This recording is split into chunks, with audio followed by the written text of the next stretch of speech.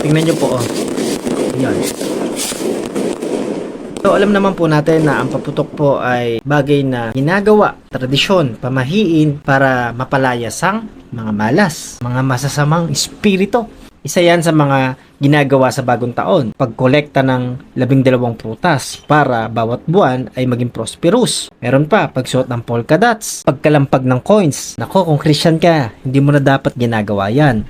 Kasi ayon sa Biblia, tradisyon yan. At ang tradisyon, hindi po kalooban ng Panginoon. Yan ay pag-agaw doon sa pananampalataya sana natin sa Panginoong Diyos. Dahil wala kang mababasa sa Biblia na isa man po dyan ay makakapagbigay sa'yo ng blessing. Tanging sa Diyos lang po natin makukuha ang tunay na blessing. What God calls us to do, hindi pamahiin, kundi pagsunod sa utos ng Diyos. Hindi pangangamba at paglagak ng tiwala sa swerte, kundi pagtitiwala sa salita ng Panginoon. Dahil assurance ang binibigay ng salita ng Diyos sa atin. Dahil ang buhay ng isang mananampalataya ay nakadepende sa salita ng Panginoon. Hindi sa prutas, hindi sa damit, hindi sa paputok nanggagaling ang blessing. Ang totoong Kristiyano at mananampalataya, ang blessing ay nagmumula sa Panginoon. Hayaan nyo pang i-remind ko kayo sa isang bersikulo.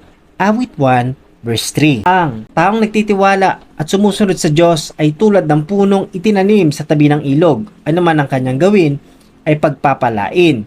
Proverbs 3:5-6. Magtiwala ka sa Panginoon ng buong puso at itutuwid niya ang iyong mga landas. Gusto mo na masaganang bagong taon? Hindi ito magsisimula sa 12 prutas. Magsisimula ito sa pagsuko ng buhay natin sa Panginoon. Simulan ng taon sa pananalangin, hindi sa fireworks. Panghawakan ng salita ng Diyos, hindi sa pamahiin. Magpatawad, mag-ayos ng relasyon, magbasa ng salita ng Diyos, sumunod sa kalooban ng Panginoon. Doon dumadaloy ang tunay na pagpapala.